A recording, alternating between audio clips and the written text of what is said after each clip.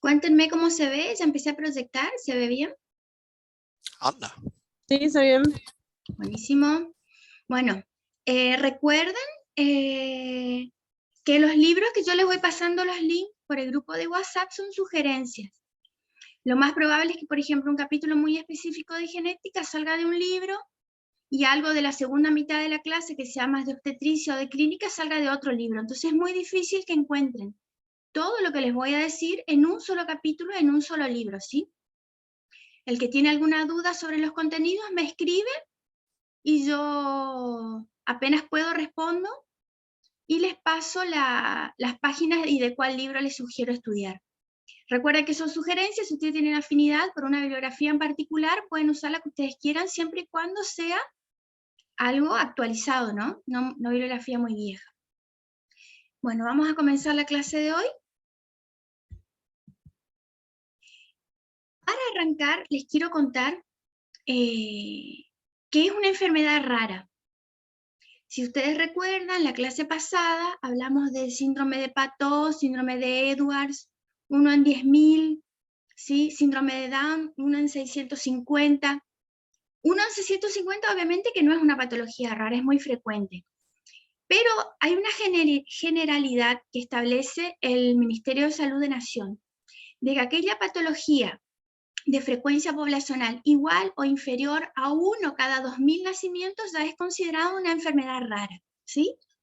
Entonces, ¿qué son las enfermedades poco frecuentes? Porque un licenciado en obstetricia tiene que tener noción sobre esto. Fíjense, estamos hablando de un grupo de 6.000 a 9.000 enfermedades diferentes, muchísimas. Y el 90% de ellas tienen algún defecto en los genes que hace que éstas se manifiesten en las personas, ¿sí? Estas enfermedades raras tienen una característica relevante, es que las otras enfermedades, las que son frecuentes, son o crónicas, o progresivas, o debilitantes, o con tratamiento de por vida. Las enfermedades raras tienen estas 4 condiciones juntas, ¿sí?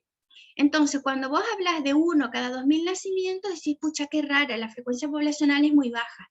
Pero estamos hablando en Argentina del 40% del total de enfermedades que tenemos en el país, ¿sí?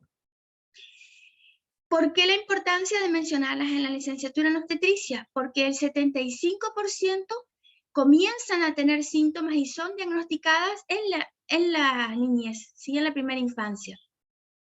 La cantidad de pacientes que fallece por estas patologías antes de cumplir 5 años es de cerca del 30%, o sea, realmente es muy grave la situación actual, ¿sí? Si nosotros, en vez de hablar de tanta frecuencia poblacional, hablamos de números, es más de 3 millones de argentinos, o sea, cerca del 8% de la población que padece alguna de estas enfermedades raras. Fíjense, esto es viejo, ¿sí? Pero conforme los gobiernos fueron avanzando, no disponemos de datos actualizados, en donde tenemos en un gráfico la mortalidad proporcional según las defunciones de niños entre 0 y 1 año que se estableció para el año 2008. Fíjense la flecha roja, las malformaciones congénitas ocupan casi el 25%, o sea, casi un cuarto de todas las mortalidades fueron causadas por estas anomalías. Las anomalías pueden de alguna manera afectar el primer año de vida, ¿sí? Por ejemplo, 22,5%, o 12% entre el primero y el cuarto año de vida. Y ya para llegar desde la infancia hasta la adolescencia hablamos del 5%, ¿sí? Esto hace que nosotros tengamos en obstetricia que manejar ciertas información respecto de lo que se dice, lo que una familia les puede mencionar, ¿no es cierto? Entonces, nosotros vamos a mencionar hoy 4 mitos en genética clínica. En primer lugar, que las enfermedades genéticas son raras. Sí, yo les acabo de mostrar que son raras, que su frecuencia poblacional es baja, pero son tantas, son casi 9.000, que en grupo realmente aportan una gran cantidad de casos a la mortalidad infantil que se maneja por fecha, por año en la Argentina, ¿sí? Segundo, ¿cómo van a ser genético lo que tiene mi bebé si todas las familias somos sanos? ¿sí? Recuerden, cuando veíamos la clase pasada, que las anomalías cromosómicas se denominan de novo, o sea, papá normal, mamá normal, y hay un evento de no disyunción en esas gametas, de manera que las gametas que fecundan el cigoto vienen afectadas, ¿sí? El bebé es 100% afectado. Otro tipo de evento de no disyunción hace referencia a el ciclo celular de mitosis, o sea, ese ovocito es fecundado por una gameta totalmente viable, pero en las primeras divisiones celulares hay alguna alteración en la manera en que se reparten los cromosomas a las células hijas, de manera que aparecen estos errores, ¿sí? Ahí los bebés son mosaicos, ¿sí? Tercer mito. ¿Para qué sirve el diagnóstico genético si la enfermedad no tiene cura? Esto es muy frecuente entre los padres de niños afectados. Y en realidad, como yo les mostré en la clase pasada, muchas patologías muy graves con el avance de la ciencia actualmente tienen tratamientos con drogas o paliativos o de alguna manera la preprogramación de la clínica que va a presentar el niño conforme avancen los años de vida, ¿sí? Por ejemplo, un niñito con síndrome de Down tiene una frecuencia muy alta, una posibilidad de tener cardiopatías congénitas. Entonces, ante el diagnóstico de la trisomía 21, lo primero que se hace es evaluar, entre otros sistemas, el cardiovascular para descartar patología. Entonces, el pronóstico de vida, la expectativa de vida de una persona que tiene un diagnóstico, una patología genética temprano, es realmente relevante e importante. Y el cuarto mito, hacemos referencia a que por la complejidad no se puede hacer genética en el nivel 3 de atención de salud. ¿Ustedes qué piensan de esto? Parece que solamente estando en el Madariaga o en grandes centros como el Garrahan, el Hospital Italiano, se puede hacer diagnóstico. En realidad no, nosotros tenemos en los CAPS, en lugares muy alejados, ¿sí? En el interior de la provincia, referentes que tienen una formación específica para poder de alguna manera sospechar esta patología con anticipación y derivar los casos a centros de mayor complejidad, ¿sí? Entonces realmente se puede hacer genética en cualquier nivel de atención a la salud. Entonces, la pregunta, esto tiene que ver con cosas que ya hablamos en la clase pasada. ¿Cuándo es necesario ver un genetista? Recuerden, ustedes van a ser obstétricos, no tienen que manejar todo sobre genética, solamente les pido que deriven el paciente ante la duda de que podría ser un caso asociado a esta área de la medicina, ¿sí? Entonces, aquellas mujeres que quieren ser madres y sobrepasan la edad sugerida de riesgo para anomalías cromosómicas, que es 35 años, se supone que deben ser asesoradas previamente por un genetista. ¿Se acuerdan que habíamos hablado que la ovogénesis femenina es diferente de la ovogénesis masculina? Y se origina cuando el embrión todavía no fue detectado probablemente su embarazo en el útero materno. Entonces ese pool de células que va a usar durante toda su vida viene sufriendo todas las enfermedades que clínicamente presenta esa persona, y es un desgaste muy grande a nivel de que la ovogénesis está no terminada en las mujeres, ¿sí? La ovogénesis femenina, el ovocito termina de formarse después de la fecundación. Esto es pregunta de parcial. El ovocito maneja su ADN, el ADN del cuerpo polar que tiene que expulsar, y el ADN de la gameta paterna que acaba de ingresar. Si es un proceso muy complejo el de la fecundación, lo vamos a dividir en fases para que ustedes puedan manejarlo bien, pero eso explica en parte por qué cualquier mujer que quiera ser madre antes o después de los 35 años, mejor dicho, debe ver un genetista. Cuando estamos haciendo controles de una gesta que parece que viene normal, el exceso o la falta de líquido amniótico también son pautas de alarma. El retraso de crecimiento fetal intrauterino, ¿sí? Dependiendo de la fecha que se determinó en la primera ecografía como fecha probable de parto, es importante tener en cuenta esta referencia para aquellos casos en donde los bebés crecen menos de la edad gestacional que se determinó hasta en la primera ecografía. Cualquier alteración ecográfica, recuerda el síndrome de Pató, tenían alteraciones en las manos, en los pies, ¿sí? Enfermedades genéticas conocidas en la familia. Yo de alguna manera estoy viendo una clínica que me hace sospechar que ese papá y esa mamá están en riesgo de tener alguna enfermedad genética. Entonces veo la misma fisonomía, la misma clínica, el mismo fenotipo en el niño y de esa manera lo derivo a genética. Cualquier persona con una malformación congénita, cualquier recién nacido que presente rasgos alterados o defectos físicos, ¿sí? Y obviamente la única urgencia en genética, que es el recién nacido con genitales ambiguos. Es también necesario que una pareja sea asesorada por un médico genetista o un especialista en genética cuando tiene un niño natimorto, ¿sí? Un recién nacido fallecido sin causa conocida. Ya en la primera infancia, ¿qué tenemos que tener en cuenta? Los hermanitos de la gesta que estamos acompañando. Dificultad del aprendizaje, retraso madurativo, trastorno del crecimiento, niños muy altos en padres de estatura baja o niños muy bajos en padres de estatura alta, ¿sí?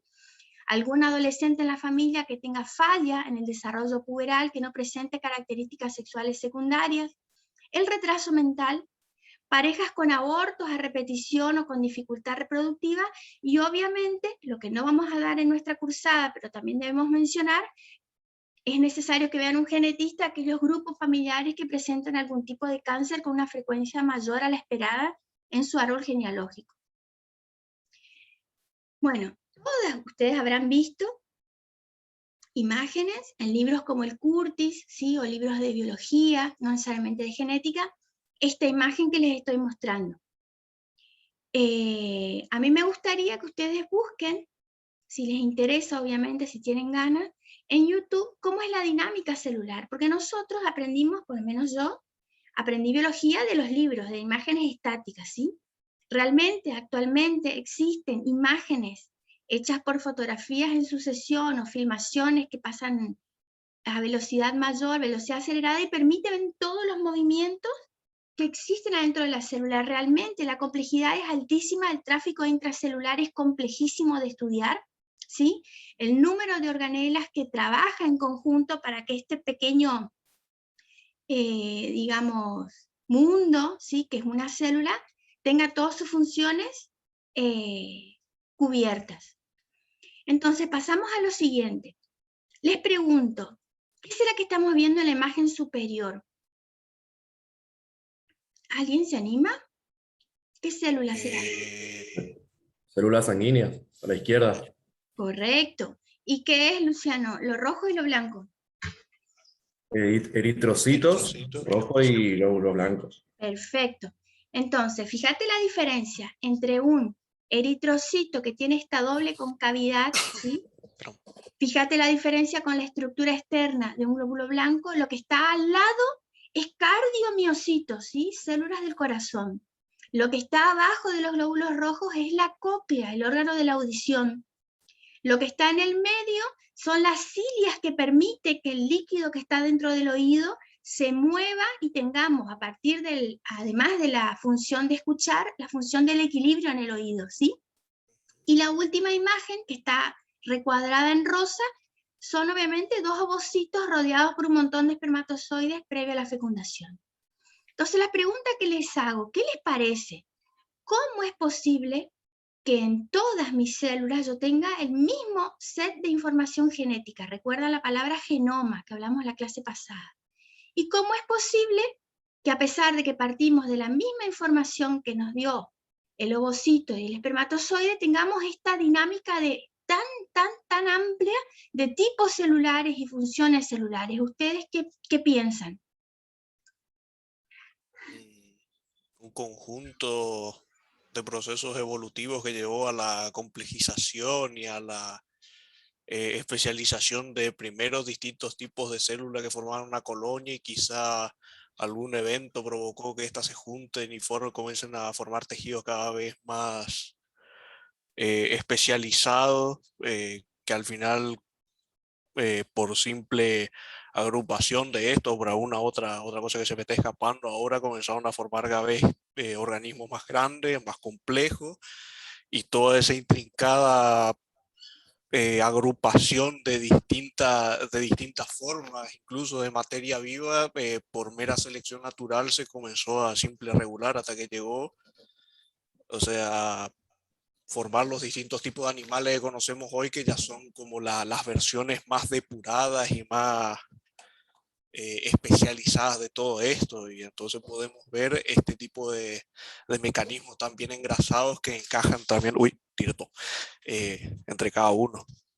Bien, vos hablaste de evolución, Jorge. Estamos hablando de millones de años en donde la selección natural pule, ¿sí? El más apto permanece, el menos apto fallece y se extingue. Ahora, yo te pregunto, microevolución, de un ovocito recién fecundado a un niño recién nacido con todos estos tipos celulares. Creo que la palabra que vos estás buscando, no sé si estoy correcta, es diferenciación celular. Exactamente. Bien. Ahí está. Entonces, sí, Luciano. Yo pienso por ahí que justamente el proceso de diferenciación o expresión diferencial de los genes, pues no todos se expresan al mismo momento, va de la mano entre la estructura que tiene una célula y su función. Y el momento en el cual se expresa tal o cual gen va a dar una célula u otra. Y la adyacente puede ser extremadamente similar, pero al mismo tiempo diferente. Ustedes saben que no es lo mismo la célula del diente o la que forma o secreta la dentina de la célula de la encía, que ensamblan juntas en un hueso maxilar superior o maxilar inferior. Entonces, lo que yo quiero recalcar con esta imagen, los aportes de ustedes son todos muy buenos, es en relación a todos los genes que tenemos y cómo las células logran utilizar. Son una pequeña porción de estos genes que están activos en diferentes células y de esta manera la célula se diferencia de las vecinas. ¿Sí? Entonces, esta complejidad comienza en el momento de la fecundación, llega a un pico altísimo de expresión génica durante la mórula, que ustedes saben que es el ovocito fecundado con muchas células, ¿sí? Creo que son 32, si no me equivoco, que viaja por la trompa de Falopio hasta ser un blastocisto y plantarse, ¿sí? Otro bloque de genes se activa para la invasión en el endometrio y para que ese organismo no sea reconocido como un factor externo a la madre, sino propio de la madre y no sea eliminado. De esta manera, estos cromosomas que yo les estoy mostrando en la imagen de abajo, simbolizan un montón de conceptos que ustedes deben manejar para llegar al parcial, ¿sí? Entre los cuales yo les estoy mencionando. Por eso está bueno, aunque ustedes no deban ser especialistas en genética, que los capítulos de los libros que yo les recomiendo en relación a entender un poco más la base de cómo funcionan los genes, sí los lean, porque de alguna manera tienen que interiorizar esos conceptos, simplificarlos en su cabeza y tener un lenguaje simple y accesible para explicarle a un papá o una mamá cuál es la causa del fallecimiento o de la malformación congénita que tiene su niño, ¿sí? Entonces, solamente para repasar, sabemos que los cromosomas son unidades súper condensadas, llenas de proteína de ADN, y que ese ADN mezclado con la proteína lo que da es lo que conocemos como la doble hélice. Entonces, yo le puse este gráfico que me parece que simplifica mucho para quien está recién accediendo a la información más básica de la genética, y vemos cómo la escalera caracol está recta, ¿sí? Las estructuras que hacen el pasamano de la escalera son estructuras de azúcar y de fosfato. Y los peldaños donde vamos poniendo los pies son nucleótidos. Esta estructura se superenrolla y llega a la doble hélice famosa o escalera de caracol que todos alguna vez vimos en relación a la genética. ¿Qué es lo que tienen que saber para el parcial? ¿Cuál es la estructura de la doble hélice? ¿Sí? Entonces, les repito, el azúcar fosfato, ¿sí? El fosfato es la bolita amarilla. El azúcar es parece ladrillito naranja, ¿sí? Y la base nitrogenada, que puede ser adenina, timina, citosina o guanina, son los que forman, enlazándose, los escalones donde vamos a pisar y subir esos escalones. Entonces, es importante que ustedes entiendan y comprendan al menos estos 3 compuestos que forman parte de la estructura básica del ADN.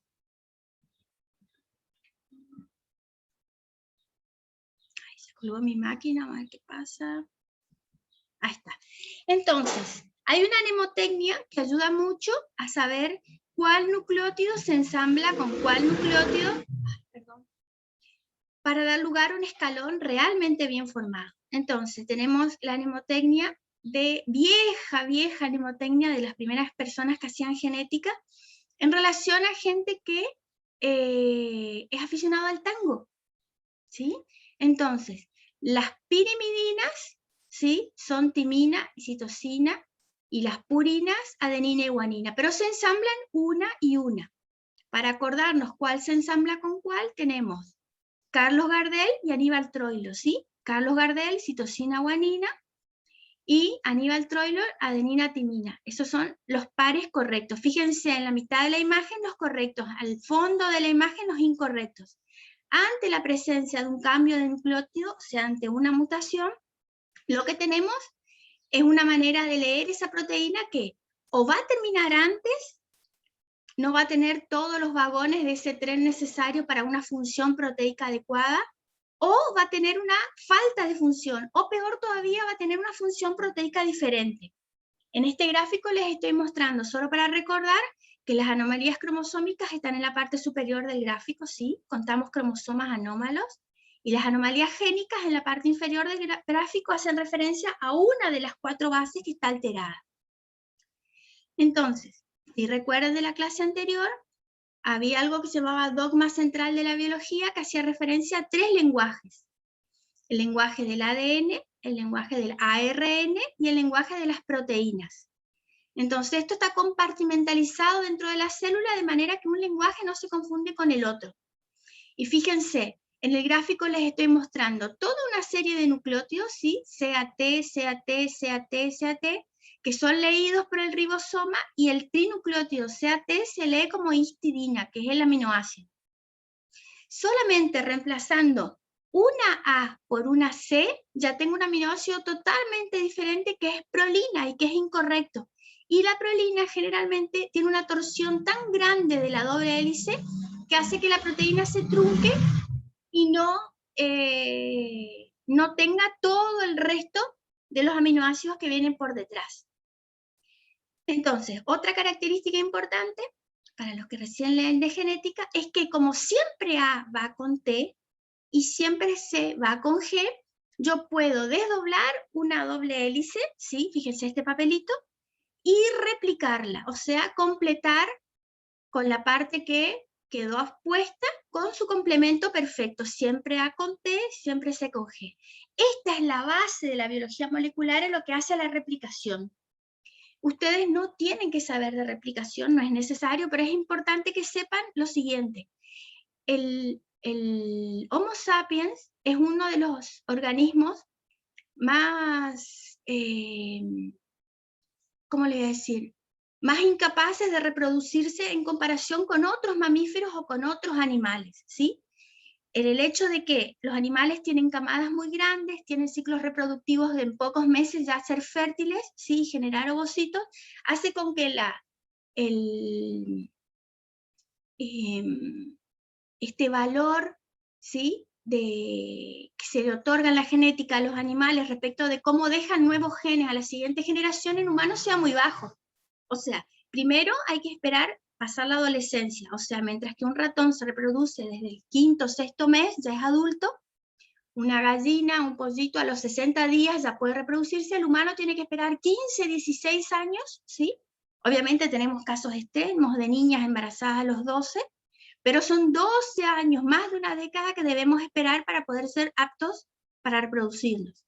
Este momento en que las hebras se separan y son de alguna manera recompletadas con su contraparte, es justamente el momento que en Homo sapiens los mecanismos de replicación y los mecanismos de reparación son los menos eficientes comparados con otras especies. Entonces, redondeando, el hecho de que demoremos mucho tiempo para entrar en la adolescencia, el hecho que el número normal de progenie de una mujer sea 1, el hecho que nuestros mecanismos de reparación del ADN sean realmente menos eficientes que los de otras especies, hace con que las mutaciones y los defectos congénitos sean tan relevantes. ¿Está clara la idea? ¿Sí? Bueno, como ustedes saben, los genes vienen en pares, ¿sí? Tenemos cromosomas heredados de origen paterno y cromosomas de origen materno. Este gráfico que les estoy mostrando a mí me parece que ayuda mucho porque pone en verde y celeste una mamá con sus 46 cromosomas. Obviamente los verdes vienen, por ejemplo, de su abuelo, de su padre, el abuelo del niño que está abajo, y los celestes de su madre.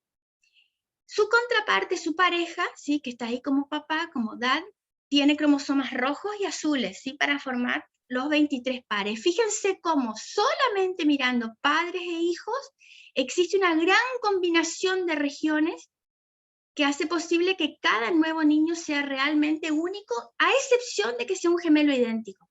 Ahora, imagínense esto a gran escala si yo les pongo tatarabuelos, bisabuelos, abuelos, padres, hijos. Realmente la combinación es extremadamente elevada, ¿sí?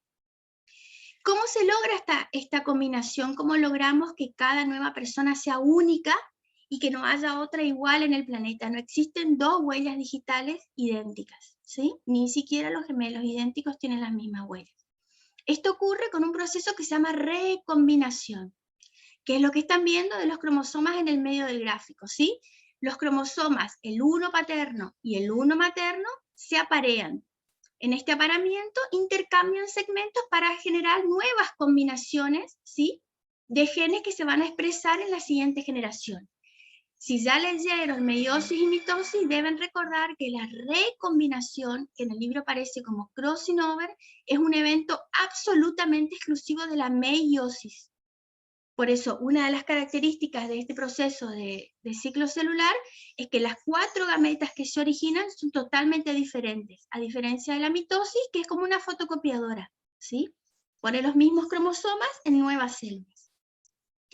Bueno, ahora cuéntenme, ¿qué les parece que estamos viendo? ¿Qué será esta imagen de la izquierda, de esta mamá con sus 4 hijos? ¿Qué les parece?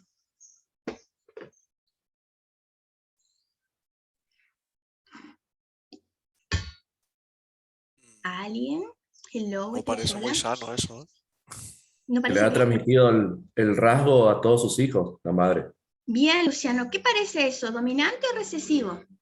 No, el dominante. Redominante, de acá a la China, buenísimo. Bueno, lo que estamos observando es una deformidad del desarrollo de la extremidad tetrápoda que se llama ectrodactilia, en donde hay ausencia de dedos, ¿sí?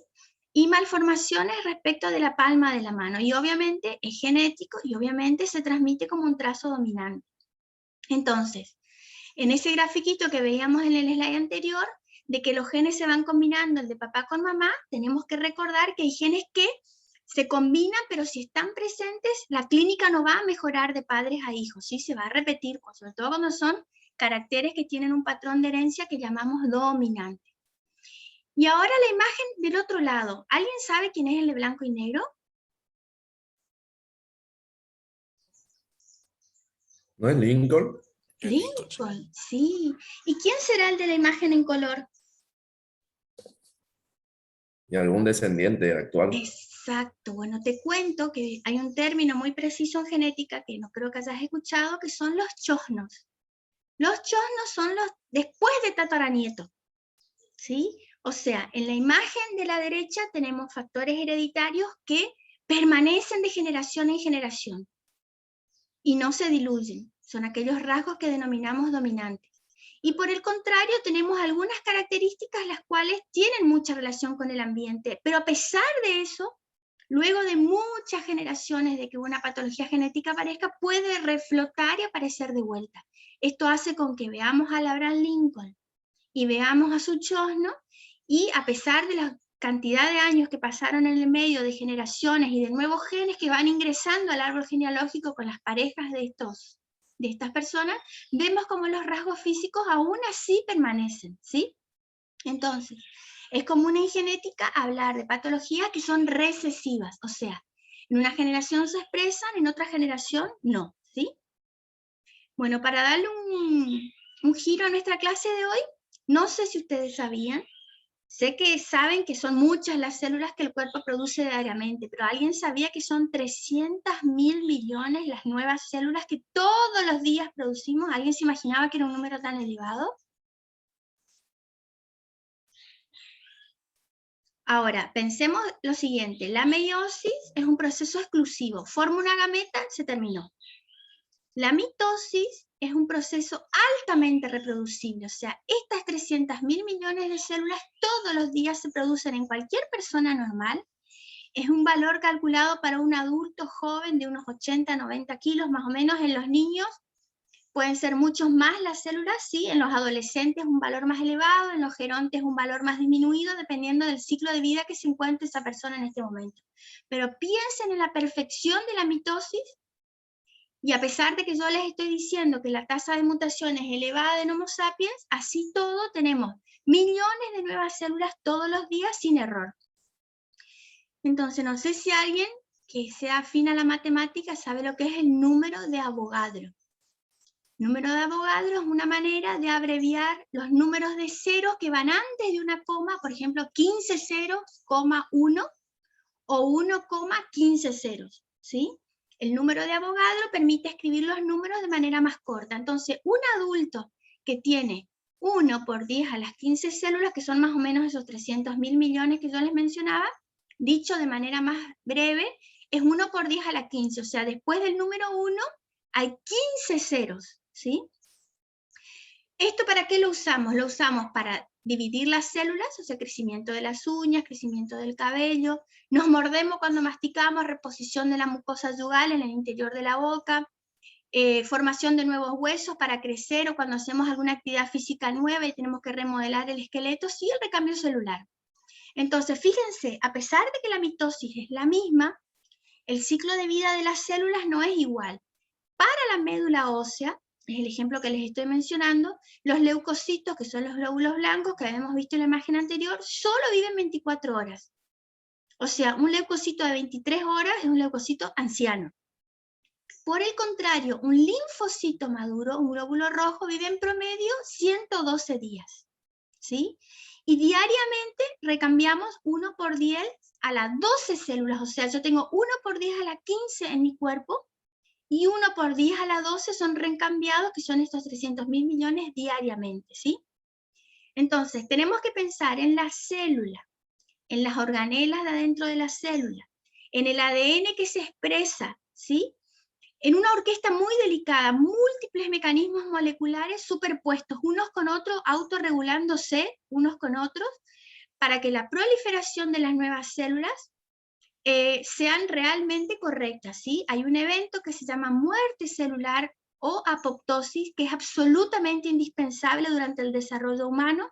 Por ejemplo, por apoptosis se forman los dígitos, la membrana interdigital muere, y esa aletita de la mano del feto en desarrollo se convierte en una mano de 5 dígitos, ¿sí? Gracias a la muerte celular programada.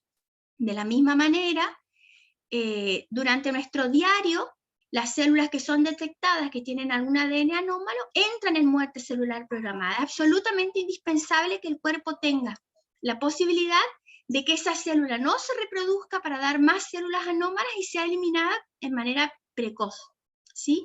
Entonces, cualquier factor en nuestro día a día que altere este balance entre las células que se multiplican y las células que mueren naturalmente o mueren porque están alteradas, tiene un potencial muy alto, si no es corregido, de alterar un tejido o un órgano. Es lo que llamamos neoplasia, ¿sí? En la cursada nosotros no vamos a hablar de cáncer, pero es un tema recontra relacionado. No es posible hablar de ciclo celular, de meiosis sin hablar de gametogénesis, y de mitosis sin hablar de cáncer, ¿sí? Entonces, fíjense qué loco. Esto es un cariotipo de una muestra, una biopsia de un nódulo de una persona afectada con cáncer de mama. Si ustedes vuelven al PPT de la clase anterior, van a ver que hay 2,1, 2,2, 2,3, y el cariotipo normal, XY para el sexo masculino, XX para el sexo femenino. Fíjense qué hecatombe que manejan las células tumorales, ¿sí? En su ciclo celular para tener, qué sé yo, 8 cromosomas 1, 4 cromosomas 2 y así sucesivamente, ¿sí? Inclusive hay cromosomas que están tan partidos, que están simbolizados en el pie de la página con la letra A, porque no se sabe qué número de cromosomas son, ¿sí? Este caos es el cáncer, es el descontrol del ciclo celular mitótico. Nosotros obviamente vamos a necesitar entender cómo yo hago un cariotipo para un ciclo celular normal. Yo voy a tomar una pequeñísima cantidad de sangre del brazo de una persona que voy a estudiar, o del líquido amniótico de una gesta en curso, o de vellosidad corial de la placenta de una gesta en curso, donde voy a estudiar solamente los linfocitos. Recuerden que los glóbulos rojos no tienen núcleo, ¿sí? Entonces este proceso de pasar de la célula que va a estar circulando en sangre a esta imagen que tenemos de los cromosomas es un proceso bastante simple, ¿sí? O sea, yo no puedo sacar toda la sangre que realmente necesito para hacer un cariotipo, porque sería en detrimento de la salud de la persona. ¿Qué es lo que hacemos para compensar esto? Sacamos una pequeña cantidad, que está mostrando el tubo, generalmente son 5 mililitros, y vamos a recurrir a un proceso de laboratorio para poner las células en una máquina que se llama estufa, y que va a simular las condiciones corporales normales de una persona. Entonces las células, específicamente las que nosotros queremos, que son los linfocitos, van a aumentar en número, se van a dividir, van a seguir haciendo mitosis, para que yo parta de una muestra de sangre muy pequeña, pero llegue a un número alto de glóbulos blancos para poder hacer un cariotipo. ¿Sí? ¿Se entendió por qué se saca poquito y no se saca mucho? Entonces yo tomo esa muestra de sangre, le adiciono ciertos químicos que están mencionados en el slide y los voy a gotear en un portaobjetos, ¿sí? Al gotearlos, las células van a estar tan hinchadas que explotan y los cromosomas se desparraman. Entonces, ¿qué voy a ver? Fíjense el circulito azul, voy a ver células que están en interfase, que no se dividieron, y los cromosomas de las células en metafase, que son los geniales que quiero evaluar para hacer el cariotipo. Antiguamente, un citogenetista debería fotografiar, imprimir, recortar y ordenar los cromosomas como están, dependiendo de su tamaño. Recuerden, el largo de las cromátides, si la cromátide era P, era petit o brazo corto, y si era Q, era brazo largo. Actualmente esto no se hace más, obviamente. Existen unos software de altísima calidad que son manipulados por los citogenetistas y aceleran mucho el proceso de generación de un cariotipo, porque el software organiza los cromosomas para que los podamos de alguna manera estudiar y determinar si ese niñito, por ejemplo, tiene síndrome de Patot, o síndrome de Edwards, o síndrome de Down. Entonces, vamos a entrar al último tema de la clase. Yo pienso que ustedes tienen nociones de meiosis y mitosis que adquirieron o en otras carreras que estudiaron o en el ingreso, pero vamos a ver qué es lo que tienen que saber para rendir el parcial, ¿sí? Entonces, esto que les estoy mostrando es una imagen de la puntita de una raíz de cebolla, muy pequeñita, que se macera y se procesa y se observa, se colorea, obviamente, porque los cromosomas no tienen color, y se observa. Presten atención. Hay núcleos, ¿sí?, en rojo, citoplasma de la célula en rosa, y hay células más cuadradas, más redondas, más cilíndricas, ¿sí? Hay células en un punto del ciclo celular, hay células en otro punto del ciclo celular. En este caso lo que observamos es muchas células como si fuese una virulana, que no se distingue ningún cromosoma, eso se llama profase. La mayoría de las células que nosotros vamos a ver después de hacer un cariotipo están en profase porque es la fase más larga de tiempo, ¿sí? La metafase es cortita, o sea que tenemos que tener mucha puntería para enganchar justo y fotografiarlas en metafase. Entonces en metafase los cromosomas están todos alineados en el ecuador de la célula y posteriormente en anafase se van a dividir a cada uno de los polos. Entonces en esta imagen lo que tenemos son distintos momentos del ciclo celular todos mezclados, ¿sí? Pero ¿qué es la mitosis? ¿Sí? Es aquel tipo de ciclo celular o aquel tipo de reproducción de la célula donde se mantiene el número de cromosomas. Es una fotocopiadora.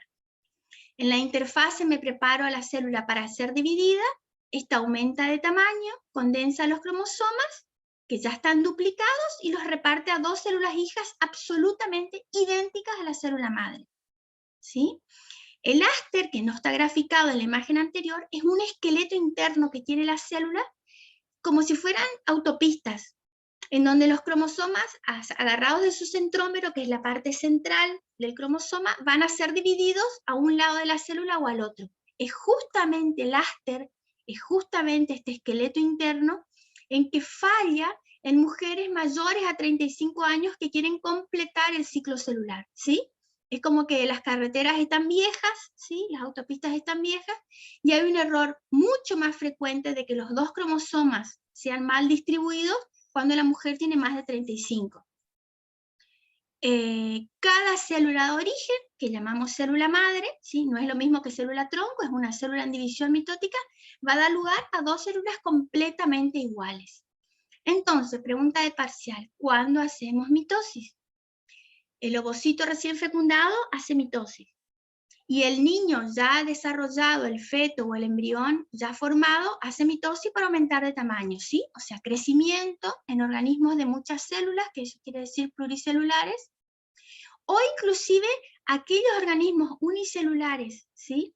Como el plancton o otros organismos que están en otros ambientes acuáticos, se reproducen por mitosis, pero son excepciones, ¿sí? Regeneración de tejidos. Ahora, fíjense, este gráfico está en portugués, pero realmente está muy completo, ¿sí? Es como tener una imagen de todo lo que es necesario saber. La mitosis tiene fases, ¿sí? Está profase, metafase, anafase y telofase, ¿sí? Está escrito muy brevemente qué hace cada fase, ¿sí? El proceso involucrado, que es reproducción asexual, ¿sí? Y la división que llamamos ecuacional, porque tengo 46 cromosomas y voy a tener al final 2 células de 46 cromosomas. Cualquier error en la mitosis, en una persona adulta, en un joven, en un niño, lo que sea, lleva al preproceso de generación del cáncer. Entonces vamos a la meiosis, ¿sí? A no confundir. ¿Es la división celular? Sí. ¿Es un ciclo celular? Sí, pero cada nueva célula va a ser la mitad de tamaño de ADN que su célula predecesora. Para lograr reducir de diploide a haploide, yo hago 2 ciclos similares a la mitosis, 2 consecutivos, ¿sí? Eso es meiosis. Y origino 4 células que por recombinación son totalmente diferentes. Si hablamos de meiosis femenina, tengo 3 cuerpos polares y un ovocito que va a ser fecundado. Mitosis para células somáticas, meiosis para línea germinal. Muy bien la gente que escribe al chat. Mientras que en la espermatogénesis masculina voy a tener 4 espermatozoides, ¿sí? Totalmente aptos para fecundar. 2 de ellos van a aportar cromosomas X y 2 de ellos van a aportar cromosomas Y. Dependiendo de cuál es el que fecunda el ovocito, vamos a tener una persona, un feto de sexo femenino o masculino. Entonces, meiosis, ¿cuándo? Sola, exclusivamente para producir gametas en animales. ¿Sí? Esto de vegetales no nos interesa, ¿sí? Y la finalidad es absolutamente reproductiva. Entonces, fíjense el mismo gráfico que encontré, que me parece que está divino, porque como dijimos 2 mitosis sucesivas, tengo que entender qué es la profase 1, qué es la profase 2, qué es la metafase 1, qué es la metafase 2. Así, son muy similares, pero recuerden que no va a aparecer nunca una célula igual a la célula madre, nunca, ninguna de las 4. ¿Sí? ¿Por qué? Porque aparece este evento que está escrito ahí en el gráfico que dice crossing over, o sea, intercambio de segmentos. Como para tener un pantallazo de ambos procesos, yo a la mitosis voy a fotocopiar. Si tengo un bebé trisómico de 3 cromosomas 21, voy a tener más células trisómicas. El ADN no puede ser reparado durante la mitosis ni corregido. La célula madre va a tener 2 células hijas clonadas, exactamente idénticas. Por el contrario, en la meiosis voy a tener 4, o sea, el doble de células, y la mitad de material hereditario en cada una de estas, ¿sí? Acá les dejo más características para que tengan en cuenta, ¿sí? Van a ver ahora una sucesión de gráficos que parece que todos aportan lo mismo. En realidad no, hay pequeñas diferencias, por eso yo considero que aunque parezca repetitivos, todos los gráficos aportan algo de información diferente del gráfico anterior, ¿sí? Entonces, recuerden el número diploide y haploide. Por ejemplo, las esporas de un helecho que son poliploides tienen siempre 4N. Hace mitosis más células 4N, ¿sí? O 5N o lo que sea.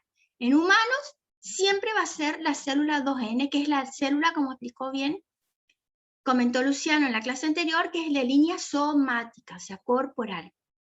Mientras que la línea germinal es la que sufre meiosis y pasa de tener 2N a tener un N, ¿sí? Otra cosa importante que no me quería olvidar, recuerden que una persona con toda la línea somática normal, que porta mutaciones en la línea germinal, puede tener hijos siempre afectados. Por el contrario, una persona totalmente afectada en su línea somática, que tiene de alguna manera ese error que no se encuentra en la línea germinal, siempre va a tener hijos absolutamente normales. Este gráfico yo lo pedí un par de veces. Profe, Diga. ¿puede haber mutaciones que afecten a las dos células? ¿A los dos tipos de células? Sí, la mayoría de las personas que tienen mutaciones en la línea somática también tienen la línea germinal, ¿sí?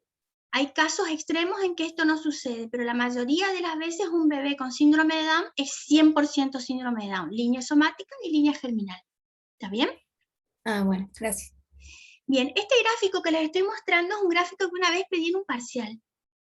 Yo la verdad que pensé que era un tema muy básico, saber de mitosis y meiosis y darle herramientas a un obstétrico para que se maneje en el lenguaje más accesible con un papá y una mamá. Bueno, les cuento que nadie hizo, de todas las personas del parcial, nadie logró hacer este cuadro. La idea era encontrar... Doy fe. ¿No te Doy acuerdas? fe, me acuerdo. No lo estoy tomando más, Jorge, no te preocupes. Pero ¿cuál era la idea? Yo pensé, si vos tenés re claro mitosis y re claro meiosis, podría generar un cuadro de características comunes y diferentes. Bueno, obviamente eso no sucedió. Entonces yo muestro el cuadro en clase, ya que los chicos, a pesar de que parece que manejan la información, no logran enlazar ambas ideas, ¿sí? Bueno, esto es un relojito de ciclo celular. Es importante que ustedes entiendan que la célula no está todo el tiempo en mitosis, ¿sí? Hay otras 3 fases que forman parte del ciclo celular, que se llaman G1 o gap número 1, fase S o fase de síntesis y gap número 2 o G2. Estas 3 fases que no son la mitosis ocupan muchísimo tiempo de la vida de la célula y son fases de preproceso, preparación para entrar en una buena mitosis. La mitosis es cortita. Fíjense, de 24, vamos a suponer que fuera un reloj de un día, ¿no? Si 24 horas durara este ciclo celular de 4 fases, la mitosis solamente equivaldría a 1 hora del día de esta persona, ¿sí? O sea, es muy cortito.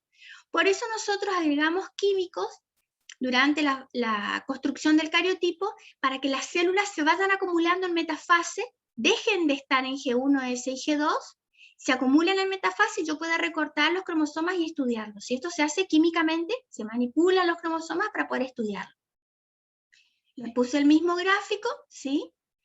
Todo lo que es mitosis se llama división.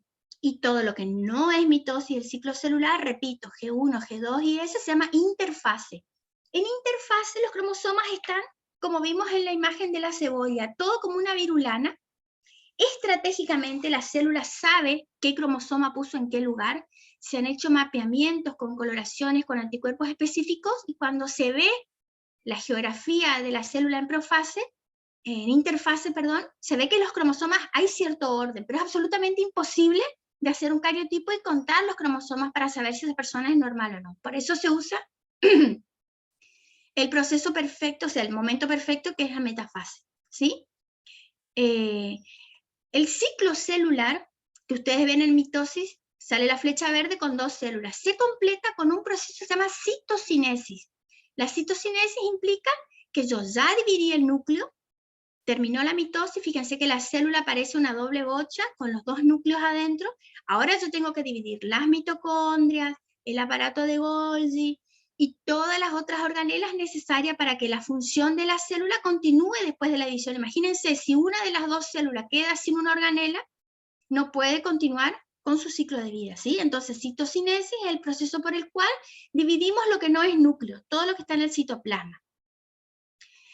En otro momento, capaz Jorge se acuerda, yo le pedí a los chicos que, aparte de saber las fases, ¿sí? Profase, metafase, anafase, telofase, saber el orden, cuál va primera, cuál es la segunda, cuál es la última, intenten de alguna manera saber un poco de las características de cada fase, ¿sí? O sea, ¿qué significa metafase? Acomodar en el ecuador. ¿Qué significa anafase? Duplicar los centrómeros y separarlos, ¿sí? Recuerdo que Entonces, tuvimos que hacer el grafiquito, o sea, nos daban o sea, como las ¿te células acordás? vacías, y nosotros teníamos que graficar cómo estaba el ADN. Claro, o entonces los era como cromosomas un en sí. montón de células, ¿sí? Donde salían flechas y vos tenías que poner, a esto se llama centrosoma, esto se llama centrómero, esto se llama cromátide, esto se llama profase, esto se llama metafase. O sea, está bueno, ¿cómo les explico? Cuando ustedes leen un libro, está bueno interpretar el texto, pero la única manera de saber que yo realmente manejo el texto que leí es entendiendo todos los gráficos del capítulo, ¿sí?